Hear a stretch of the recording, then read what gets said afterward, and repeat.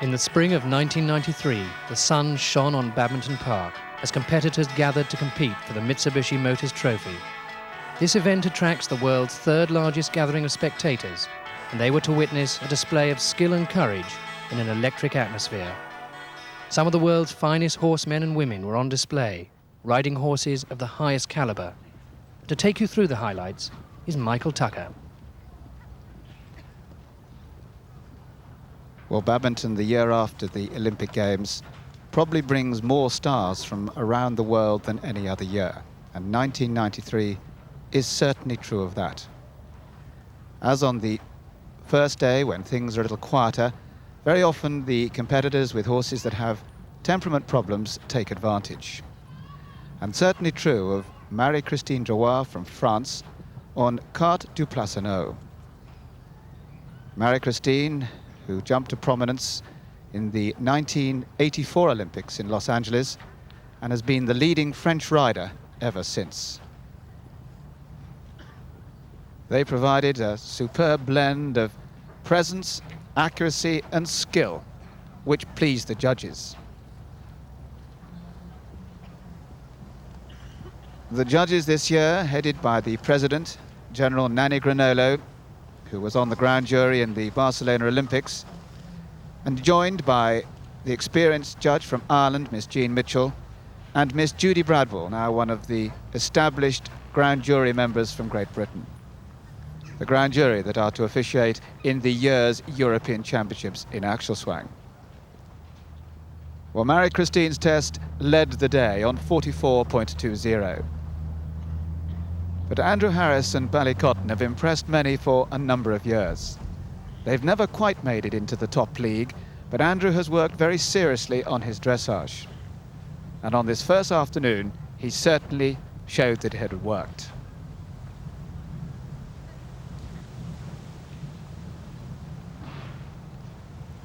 Although the horse broke on his way across on the free walk, you'll note the lovely relaxed attitude in one of the most difficult movements of the whole test. Certainly showing that Ballycotton has the temperament for this big occasion. The temperament so key, providing the horse that can be ridden accurately by the rider in the actual test itself. And that's much more difficult than it sounds.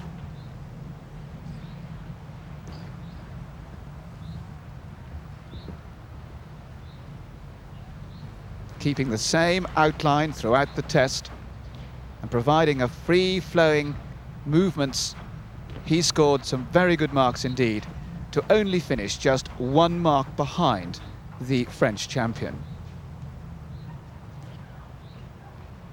The 3 top tests of the first day all came next door to each other, and indeed it became very evident that the marks were going to be very close, with the judges not always using the full scale of marks that were available to them.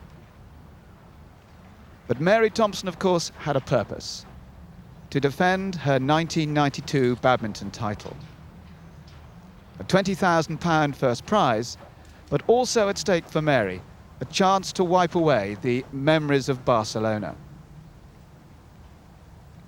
King William's temperament under pressure had certainly not impressed. So this was the chance that Mary had to show that her winter's work had come to fruition.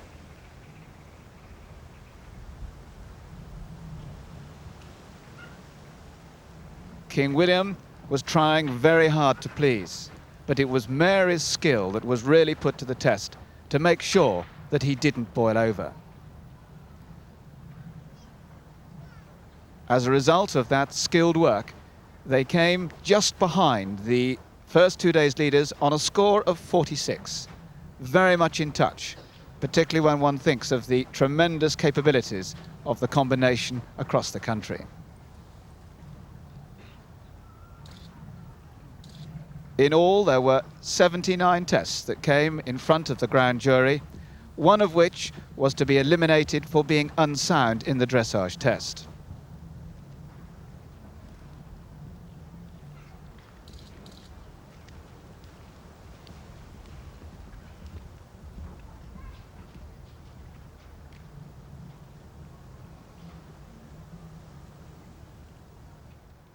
So we see at the end of the first day just 7 marks covering the top 6, which include the double Olympic champion Mark Todd, Victoria Latter from New Zealand and Chief, just behind those first 3. For France, Marie-Christine Drouin leading the day.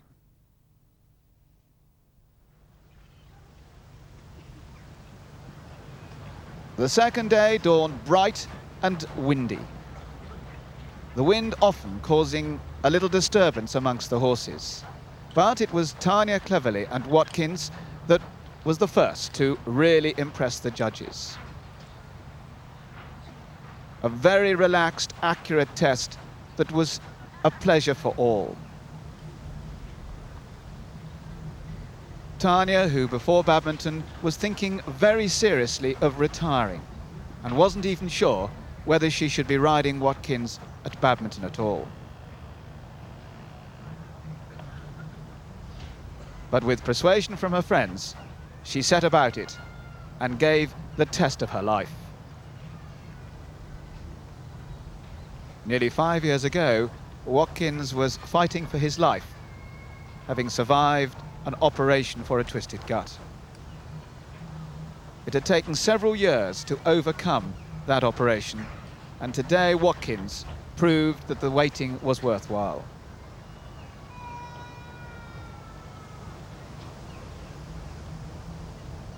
A free-flowing test that was relaxed and a real pleasure to watch.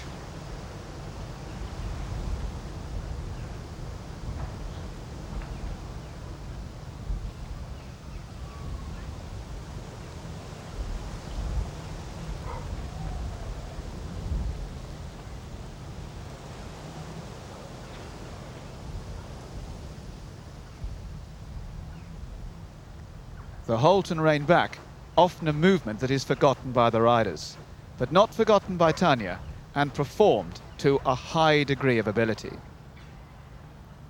Their performance good enough to take over the lead on the second morning and the score of 43.2. However, following her into the dressage ring was the former double badminton champion Virginia Leng on Welton Houdini.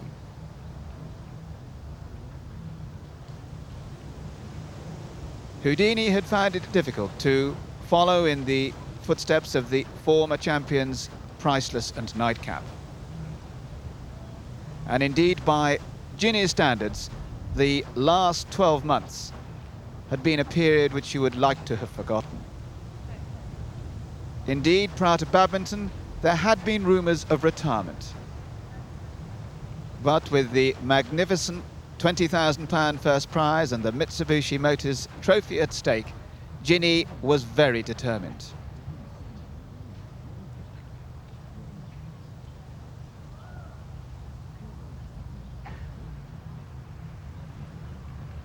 The big grey was extremely well, and at points near to boiling points. But Ginny, showing her undoubted skill, held everything in place to really impress the judges.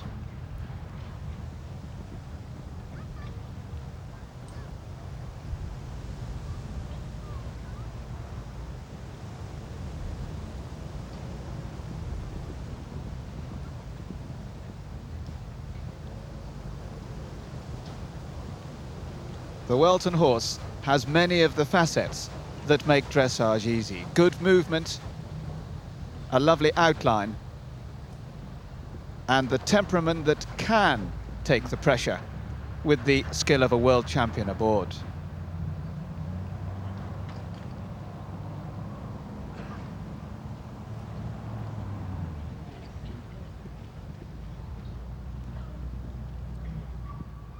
The accurate test eventually giving Ginny a narrow lead on just 43 marks. But the field included the very popular double Olympic champion from New Zealand, Mark Todd. And on just an ace, he was many people's idea of the favourite for this year's title.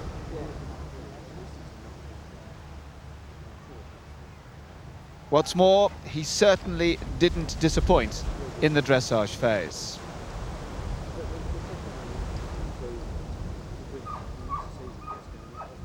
The tall New Zealander, equally at home in the dressage phase as also the cross-country and show jumping, proved that he is a worthy champion.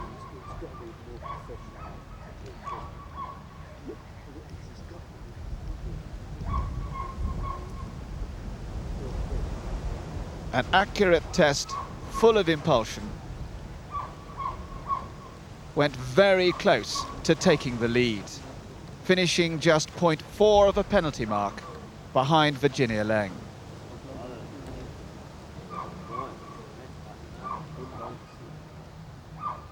So at the end of dressage, there was only 20 penalties that covered the first 80% of the fields. What's more, there was only 2.2 penalties between the top 6. And that included the reigning world champion Blythe Tate, the French champion Marie-Christine Drouin, the former Olympic champion Mark Todd, and of course the dressage leader, former world and European champion Virginia Lang. All to play for.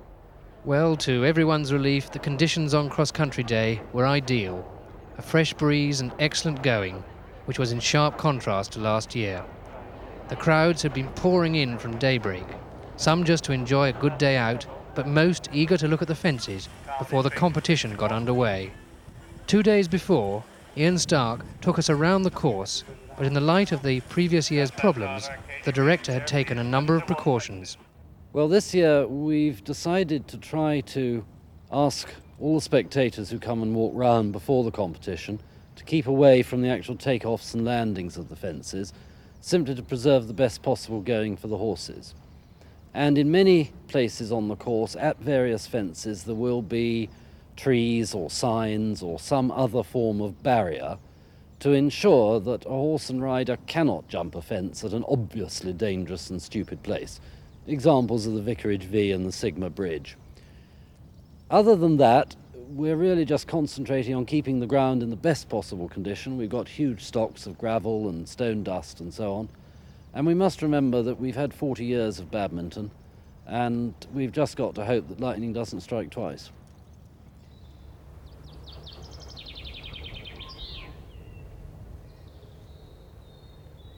Well, here we are on the start box of this year's cross-country course.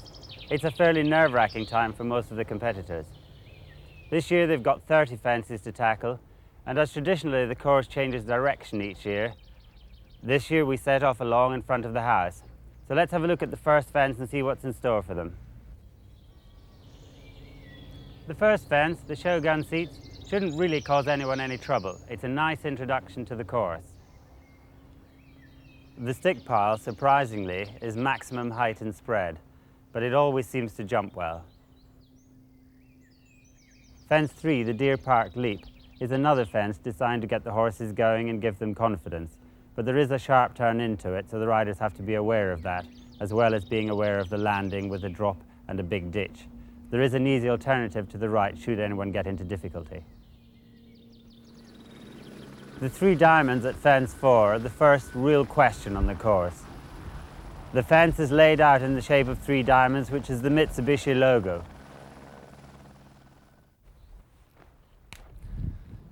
So the first alternative, and probably the most direct route, is straight down the middle here. There's a bounce, a stride and a second bounce. Although it's the quickest route, it is very technical and it's very early on in the course. The second alternative, and probably the most popular route for the competitors, will be over the corner here by the white flag. Then there's a second corner after a turn to the second flag. Here we have a return of the zigzag fence on a familiar site. It's a large fence with a big ditch underneath it, and it does tend to look a bit airy, so there's a lot to distract the horses. But there is a very kind takeoff rail to help them get their stride right. The first Luckington Lane has 2 alternatives.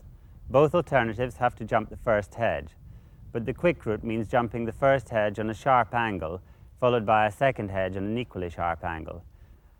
The second route is the straight hedge, followed by 1 stride and a parallel, then a large half circle round to a gate. It's a much easier alternative, but wastes an enormous amount of time. The centre walk fences 8 and 9 are the same as usual. two large hedges, the first one with a ditch in front and the second one with a ditch behind. The most influential part about the fence is the tricky distance in between the two hedges. Most horses go on 4 strides or perhaps 3, but then there's the odd exception of old Murphy himself, who managed to do it in 2. Hugh Thomas has built a novel combination at the second Luckington Lane. The first part is the original old bank, but as you come off the bank there's 1 stride to a new fence, a pimple fence. It's slightly difficult for the horses to weigh up what the fence is, but it is made slightly easier by some angled rails. There is always an alternative there should anyone get into difficulty. The Vicarage Pond fence is the first of 2 water complexes on the course. The quick straight route is over a big upright rails with a fairly large drop into the water. The slower, more time-consuming alternative is over 2 upright rails that are smaller with a less drop into the water. There's always been a Vicarage V fence at Badminton for as long as I can remember, but normally the direct route is over the ditch itself. This year it's not, but it's still a very technical and difficult fence, and it has 3 main alternatives. Well, this is definitely the most direct and quickest route, but it does take very bold and very accurate riding. The trees on the left of the corner, on the inside of the corner, have probably been put there for safety reasons, to stop the horses drifting left and therefore jumping into the ditch. But it almost has the opposite effect, and it pushes the horses to the right. So it'd be very easy to run out past the red flag and incur a silly 20 penalties. Let's have a look at the other alternatives. The first of the alternatives is a coffin type fence. It doesn't need quite the accuracy of the corner, but it does need a very bold and very athletic horse. There's the rails, land on the bank, bounce over the ditch, and then a second bounce over the second element of the rails. The third alternative, and definitely the most time-consuming alternative, is over these rails, across the newly made bridge, sharp turn to the right, over the vicarage ditch itself, and then a second set of rails finished by the white flags.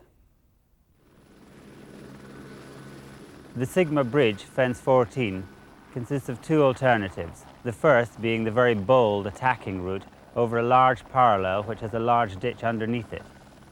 The alternative is to go across the open bridge, up through the channel and out over the gate, with a left-hand turn to scramble over a fairly big ditch to clear the obstacle.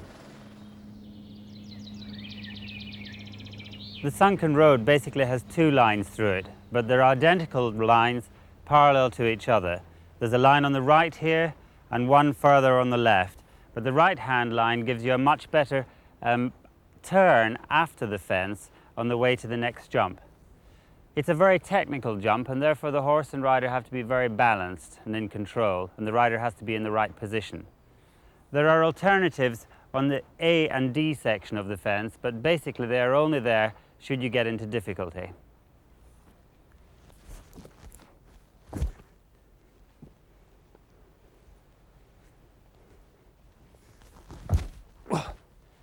Long way down.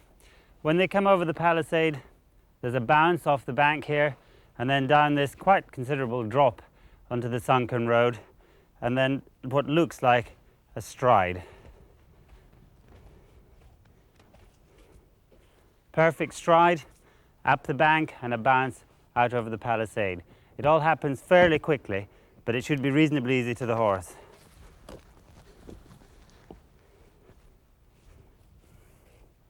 Very good distances. All that remains to say about this fence is that they put a tree in the middle of the fence so that some people can't try and take the whole thing on in one. The shooting butt, although a fairly large looking fence, just requires a good strong attacking gallop and is a fairly traditional badminton fence. The lake at Badminton is one of the most famous fences in the world. It always draws an enormous crowd, and most of the crowd are waiting for the inevitable splash. The direct route this year is straight over the bounds and into the water.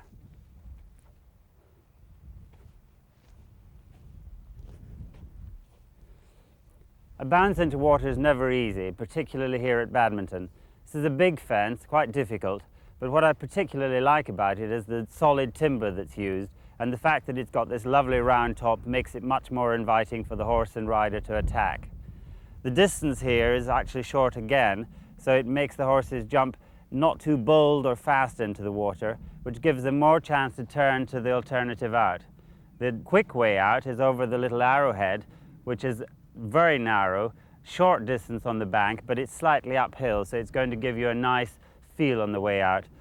If you don't have a particularly nice jump in over the bounds, or you land in the water with difficulty, then the course builder has been quite kind because there's lots of room to turn to the alternative. And when you get to the alternative, there's lots of space on the fence to actually make up your mind without being too accurate just how you're going to jump out. The problem is obviously the turn, to make sure you don't drift too far left into the deeper water. The alternative is to go over the right-hand rail at the bounce and then turn, making sure you don't go out of the penalty zone, round to this small upright fence by the red flag. It's a much kinder, easier route to take, but obviously time is of the essence. The Mitsubishi pickup fence at 19 comes very soon after the lake, but shouldn't really cause any problems to the horse or rider, provided they leave the lake intact. The Macmillan Nurses Table is named after Badminton's nominated charity this year, and it's a very large galloping fence. And then it's on to the Beaufort Staircase, which is a very imposing fence which consists of 3 steps up, followed by a bounce over a large palisade at the top. But it's going to be a big effort for any horse to go this straight route. The alternative, although going up the same steps, will be slightly more to the left, and then a right-handed turn at the top to an easier palisade, which should make the fence easier for the horse.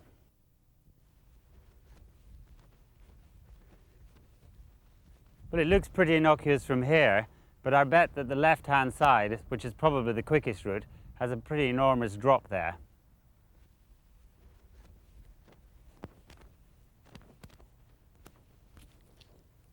As I thought. Well, it is really quite a drop, and no doubt it is the quickest route, and therefore one or two of the better competitors, or the more experienced competitors, will obviously have a go at jumping it. But I have a suspicious feeling that the majority of competitors will look for an alternative.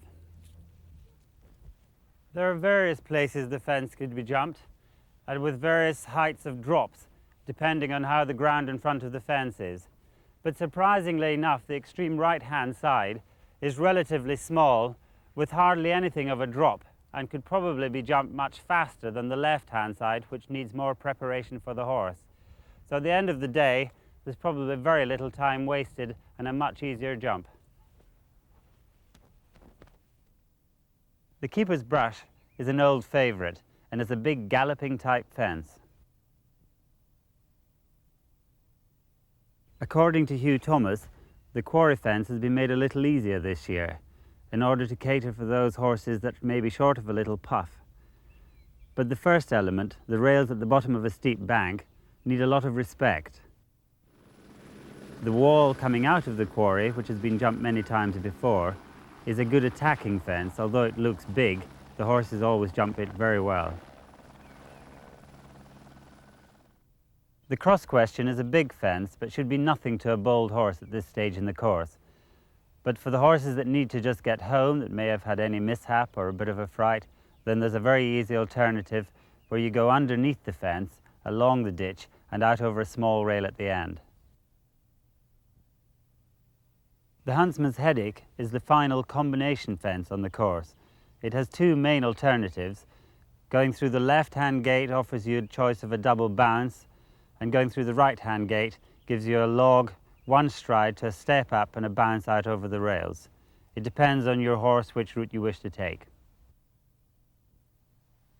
The fallen log is the 3rd last fence on the course, and probably the last jump that needs true accuracy. The fence has to be taken at quite an angle to avoid the post and rail fencing on landing. The penultimate fence, the lamb creep, is probably the easiest fence on the course.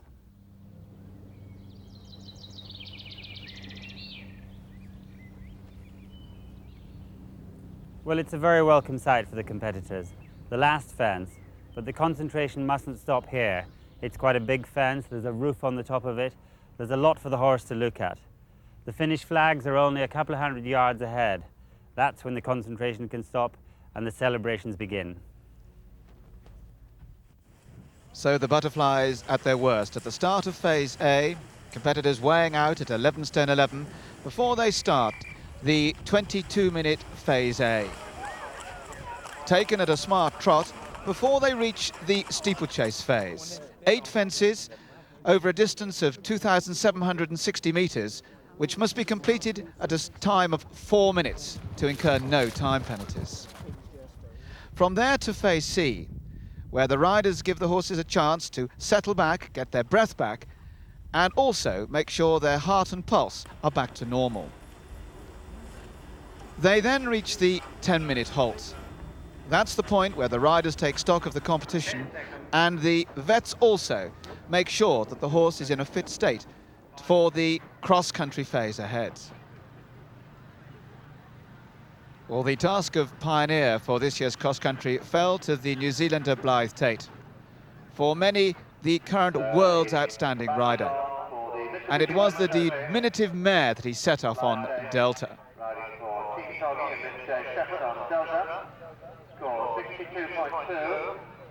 A large crowd anticipating a great day's sport ahead.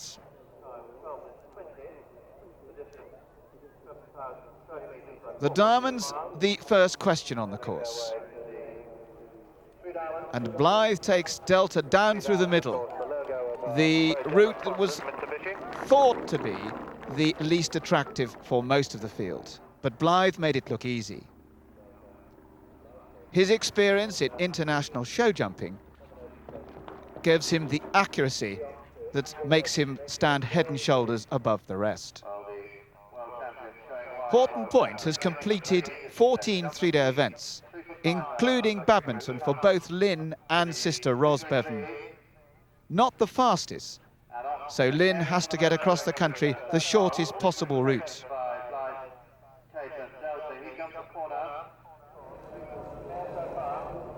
However, she shows us the alternative route at the Diamonds.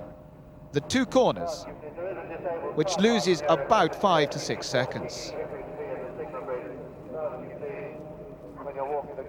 But again, accurate riding makes that look quite easy too. Thank you very much indeed.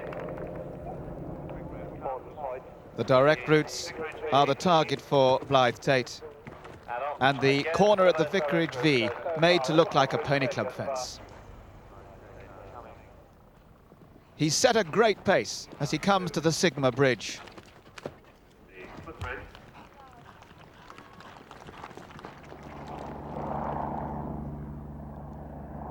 This is the second Luckington crossing, where a positive stride off the bank is very important for that one stride. Otherwise, it's 2 rather short strides and an uncomfortable jump. Karen Dixon has the first of her 2 rides with the long striding Stepney Bartholomew.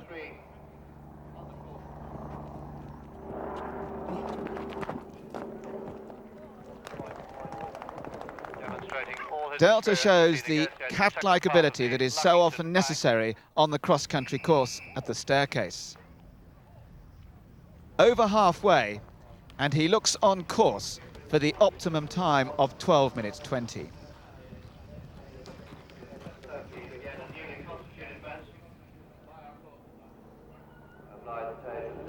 The sunken road thought to be one of the most technical fences on the course, but the big Horton Point steps through it easily.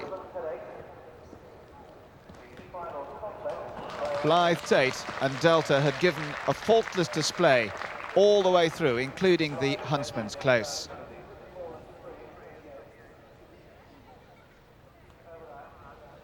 And as he comes to the last, one realises that he's gone round the course remarkably well inside that optimum time to give us the first of 13 horses that did it during the cross-country day.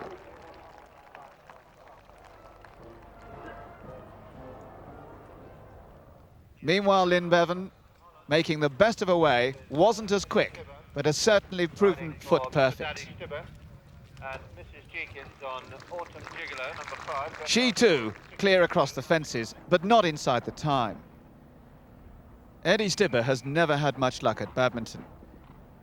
The first of his two chances went out of the window at the first Luckington crossing. A refusal at that acute angle at the second hedge. Sweden are making tremendous inroads into the international scene, and Anna Herman is one of the reasons why. Recovers very well to keep inside the penalty zone. Knocks the flag down at the second corner, but incurs no jumping penalties for her mischief there. Meanwhile, Eddie Stibbe gets himself out of the mischief he'd got himself into. Good course walking, and eventually gets through the first Luckington crossing. Meanwhile, Karen Dixon had had a fall at the Diamonds. She then later missed out a fence, and so was eliminated on Stepney Bartholomew. Electra Spiritus had made very good progress until the little badminton drop, when a sudden refusal handed Anna on her backside and out of the hunt.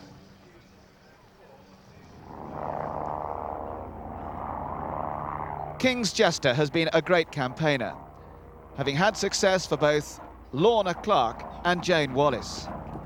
But Mandy Stibbe has got a very quick association and jumped the second Luckington crossing as well as any in the early stages of the competition. Owen Moore has been catching many people's attention with his skill, and he too had two rides.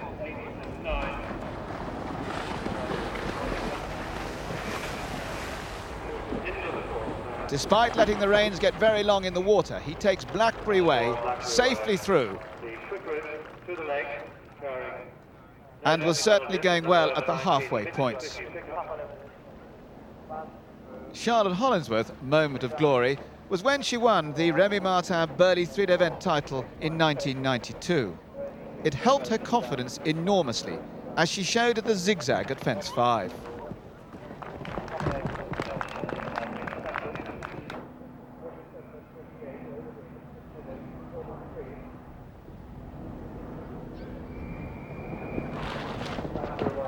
The two natural hedges creating no problems for Charlotte.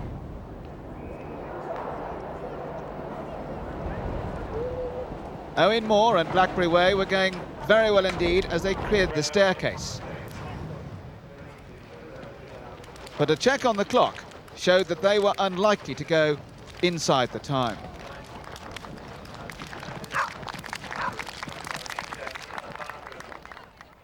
Charlotte certainly was going fast enough, really attacking the course with bold cross-country riding.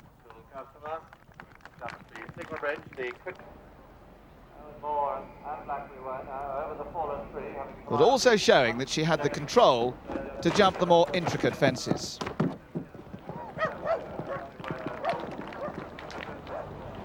Mandy Stibbe had had a very nasty fall some 2 years ago, but she looked back to her absolute best.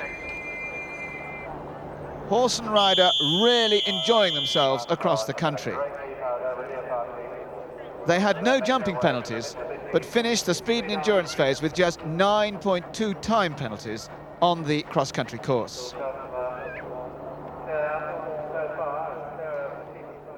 At the start of a new 4-year Olympic cycle, we're looking for new, younger names, and Christina Gifford is certainly one of them. Well placed after the dressage, she was just a little lucky at the second corner, where Song and Dance Man helped her out. That's over the 2 corners and is clear. But looking very determined, she gritted her teeth and really drove on, as we see at the zigzag.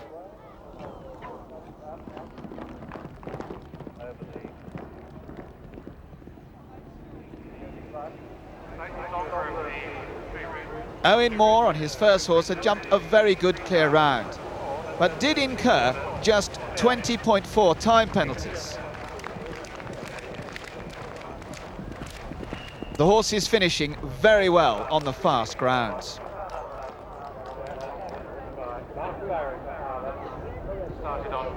The further Tina Gifford and Song and Dance Man, the better they went. And they really attacked the Beaufort staircase in the way it should be. Well, what looked like a very They good were round the for second combination to go clear across the fences and within the time. We'll give you that score in just a moment. The 2, 5, 4, 3, 2, 1, go. Good luck. Mark Todd had given up his show jumping ambitions to concentrate once again on three-day eventing. And he had two great rides, Kinvara, the former ride of Santa La Rocha, and just an ace later. Everybody thought it could be his year.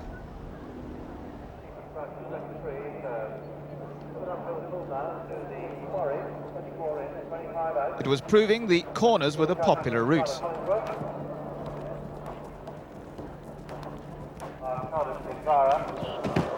But amazingly enough, Mark Todd found it difficult to find a stride, and one had the unusual sight of Mark Todd with 20 jumping penalties for the run-outs.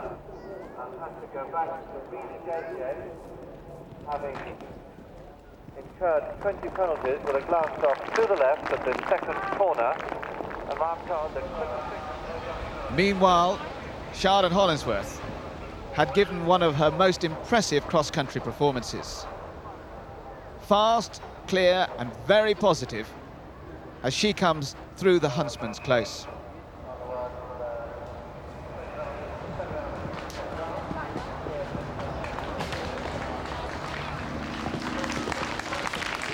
Charlotte finishing on her dressage score, going inside the time. Despite having 20 penalties, Todd gives another impressive performance across the country on Kinvara.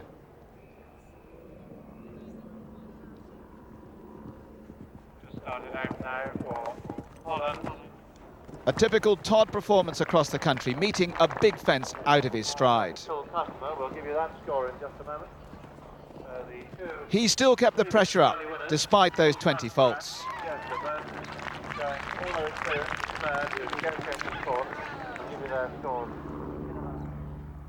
Frances Hooper is one of the younger brigades. She hasn't had much luck at Badminton before, but a determined ride through the Luckington Lane makes that look easy.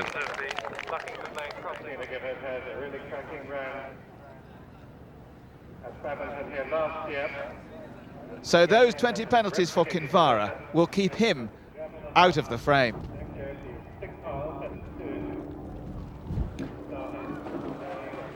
Park Royal pops in a stride where most horses were bouncing into the lake.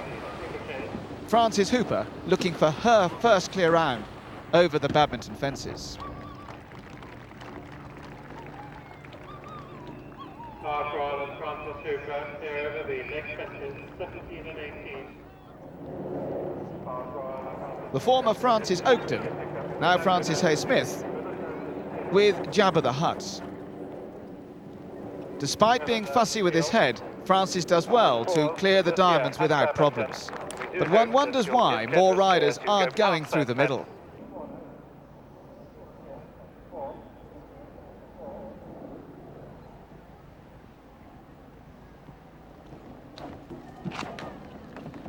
Frances growing in confidence and really beginning to sit down and kick.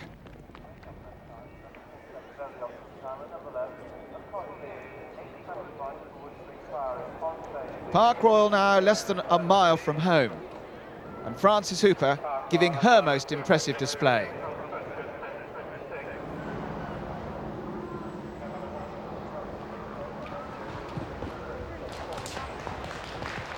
Park Royal does incomplete the cross-country clear, but sadly next morning not presented for the veterinary inspection. But in all, a display which certainly promises much for the future. 10 seconds.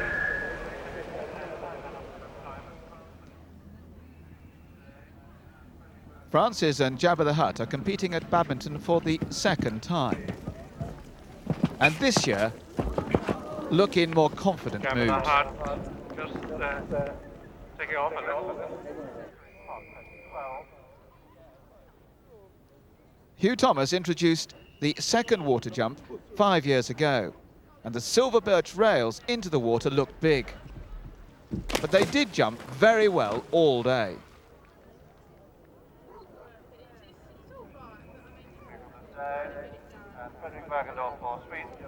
Francis now shows us the second route through the Vicarage V. And as it proved, a little chancy. Camera the hut takes the top-end route at the Vicarage Pond 12. Frederick Bergendorf has been under the eagle eye of Mark Todd, but now he's set himself up in his own yard. Riding the old campaigner Michaelmas Day, he'd had 20 penalties at the Sunken Road. And then, very surprisingly, one of only a few to fault in the Huntsman's Close. Dr. Sousa and Emma Spear had a refusal at the first of the corners at the Three Diamonds. Not Frederick's year, but another talent for Sweden. Jumps the Three Diamonds by the corner route.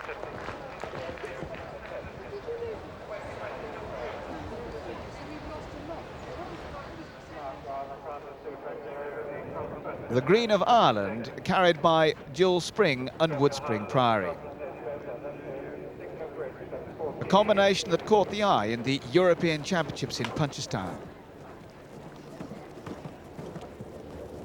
But they could find no line to the second corner. Well, the green colours of Ireland. And indeed, the corners were proving much more difficult than people thought.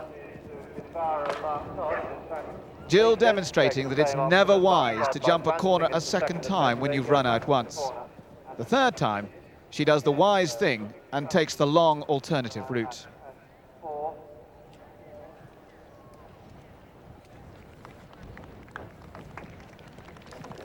And in fact negotiates at the third attempt. So Woodspring Priory, after two refusals or run-out attempts. Frances Hay-Smith, who campaigns for the North, was hoping that her badminton dream could come true in 1993. Still clear as she jumped the little badminton drop. She in fact goes clear all the way, but incurs 5.6 time penalties to come right into the top half of the leaderboard on 62.4 at the end of the second day.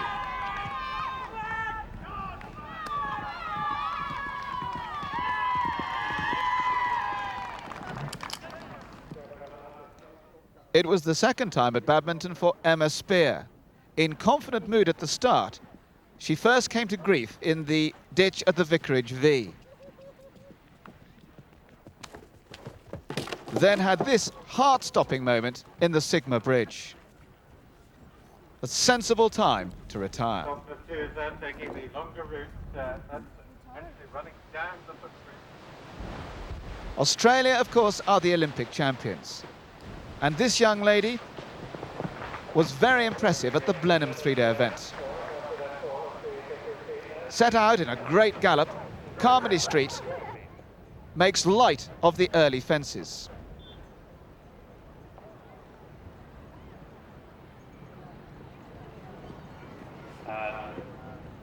This is the equivalent Carmody Street just coming to the leg. Meanwhile, underway is Royal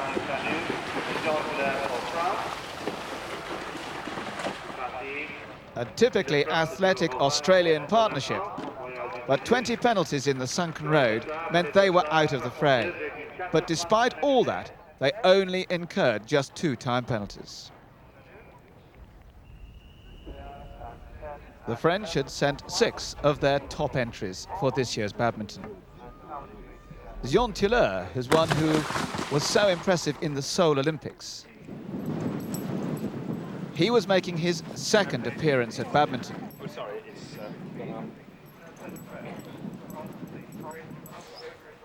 For a long while now, the French have looked good at 3-star level, but have never looked totally happy at the championship 4-star level.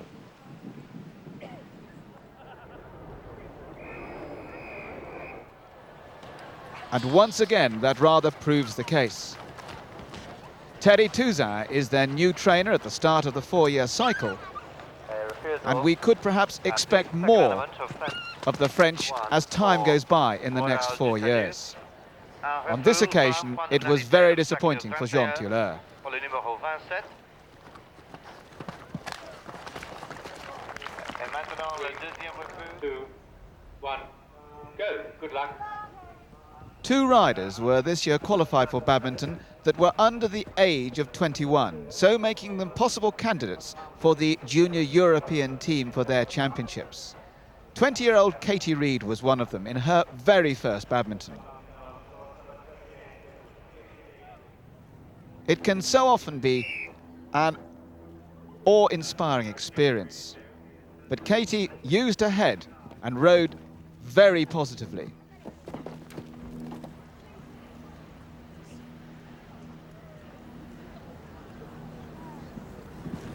Well demonstrated here at the second Luckington crossing.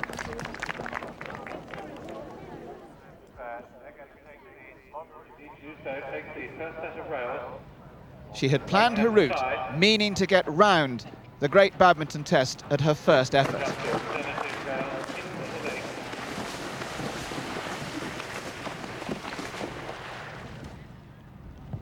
Jump up, out of the lane on the left-hand side, and then take the rail on the left-hand side. Over the rail. Lars Christensen is one of the more experienced of the Swedish members. But here he showed control and accuracy is so important. And at the Big Sigma Bridge, he decided to take a second attempt, realizing he was wrong the first time.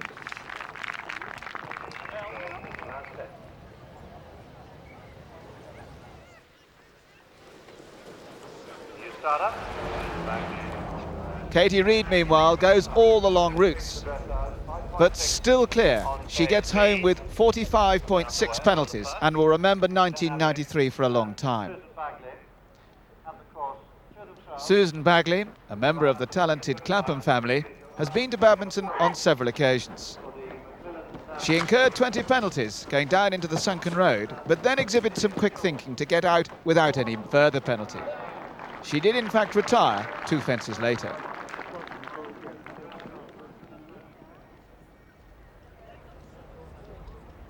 Now the turn of Victoria Latta on Chief, one of the great cross-country horses in the world.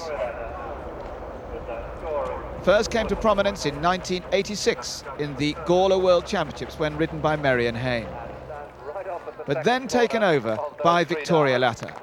Very accurate, waste no time. So they make their way off. Kerry-Ann Friend always looks to be enjoying herself, despite taking a ducking last year. But this time, it was a nosedive in the Sigma Bridge.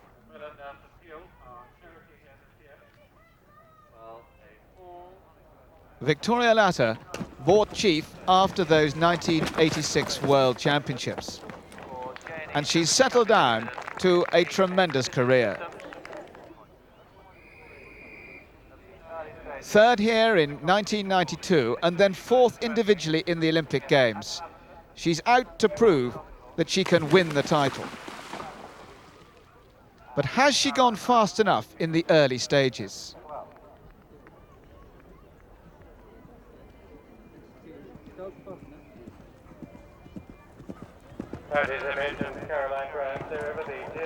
Certainly the big fences are made to look easy. Stuart Bunteen also had an unfortunate time here in 1992. And he had gone well to here, but a moment's indecision, and he paid the penalty in the middle of the Luckington lane. 20 penalties, and takes the longer option to get out of the trouble. And the new bank at 11, there comes the rail. Victoria Latta on a score of 46.8 places after the... Victoria Latta was in 8th place after the dressage and well in touch.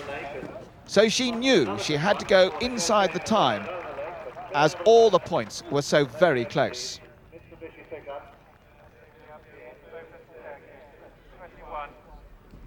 The Barcelona Olympics had introduced Spain to the sport of three-day eventing, and Ramon Becker was one of the colourful characters that it introduced. Having survived the first water fence, he had to gather himself again for the Vicarage V.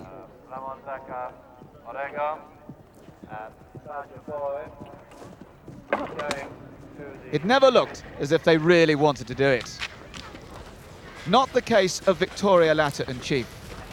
Realising that she was down on the clock over the first half of the course, she upped the pace and chased the time.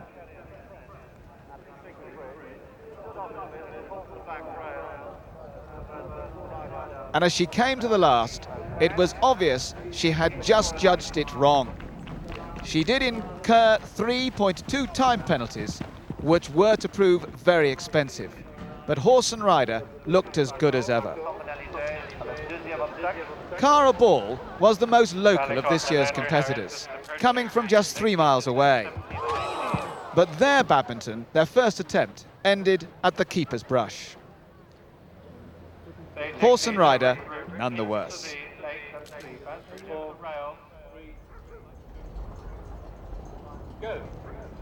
So one of the major contenders underway on the cross-country. Fourth overnight after the dressage, the French champion had everything to look forward to. Her first badminton, but just a month before she had broken a bone in her right hand in the national championship. Was she fit enough? Quart de Placineau, a big, striding, galloping horse. But he pops in an extra stride in the middle of the diamonds, but extricates himself very well indeed.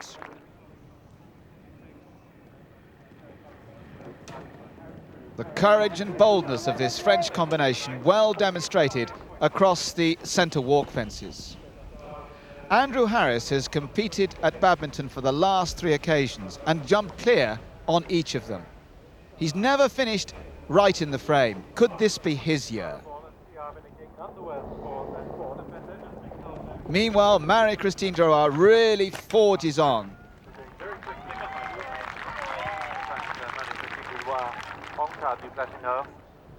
She's been very bold so far. Would she be able to get the control at the sunken road? She has the luck that so often is necessary.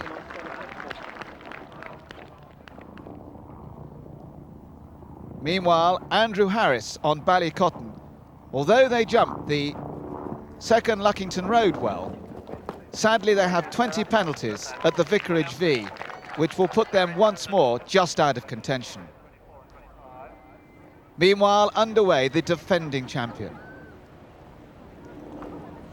King William this year in a new bit, the American cherry roller gag, the bit that helped the great Murphy himself to his triumphs.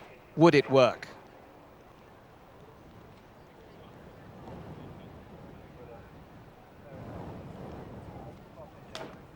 Despite the distraction of the bag, as nimble as anything for a big horse through the diamonds.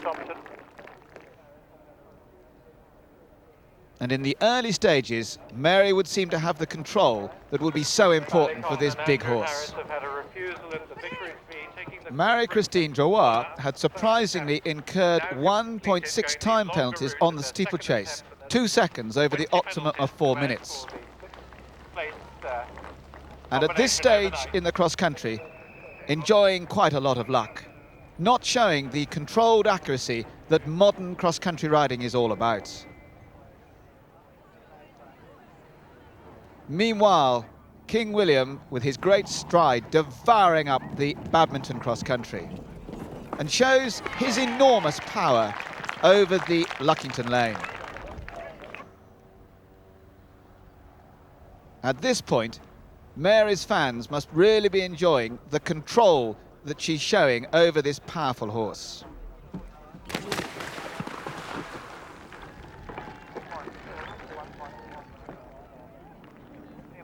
She now gives a brilliant demonstration of what controlled cross-country riding is all about at the Vicarage V.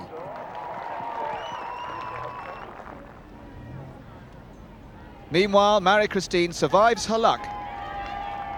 Despite the long striding, Quart de Placineau has 8.8 time penalties, which does drop her down the order after cross-country. Meanwhile, her French compatriot Pierre Le Goupil on Mariaki shows his determined intentions early on.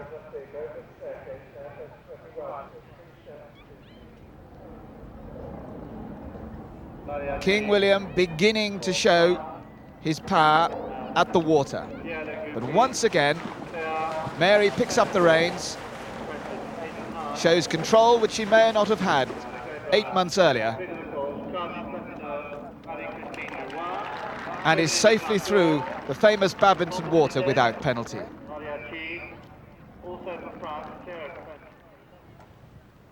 Susan Short has always been regarded as one of the bravest cross-country jockeys in Ireland, and she surely demonstrates it on Menina.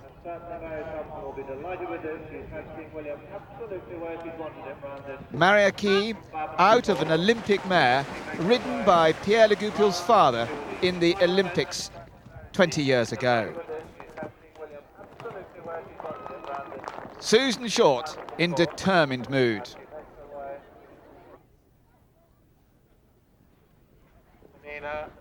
Short over the corner.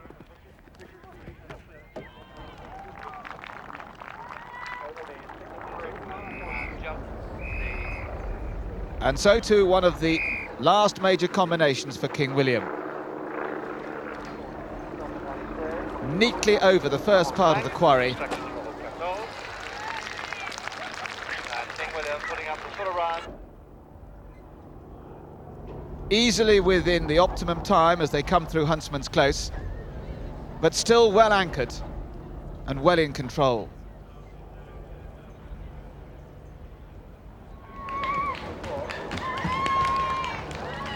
And almost treats the Huntsman Close with disdain.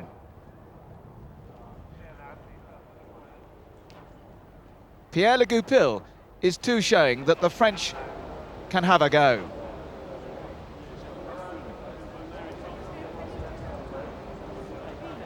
King William, with ears pricked, comes down to the last. Still keen to get on with it, but showing much more control than he has in the past.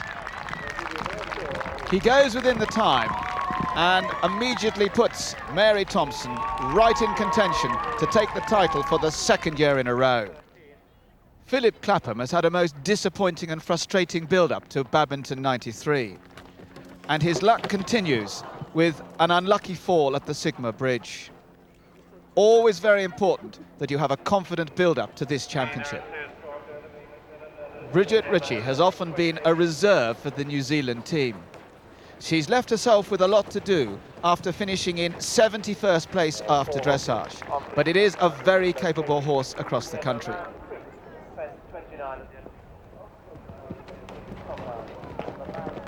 With the World Championships in 1994, she could this time prove that her talents are worth team consideration. Susan Short gave one of the most dashing displays of cross-country all day. She did not add to her dressage score of 68.6 and pulled up from 59th to 22nd place overnight. Joanna Mason was one of several first-time badminton challengers. But badminton is one of the biggest tests there is in the world, and it doesn't go right for everybody. The hard work and dedication that goes into building to this big test can always lead to frustration, and that was the case for 3 refusals for Quick Frisk.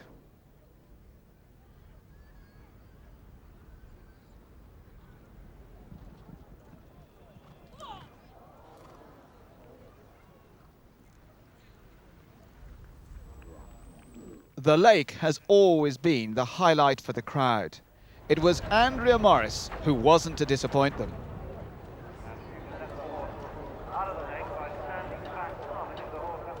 None the worse, despite their spectacular fall, Andrea Morris to the drying room, Keyspool Spectrum to the dry grounds. Eric Duvander has been one of the inspirations in the Swedish progress in the world of eventing. And he rides right on time, a horse with limited experience. And despite his anxious moment at the Diamonds, he does incur no jumping penalties. Bridget Ritchie, with a fine performance across country, climbed from 71st to 27th overnight.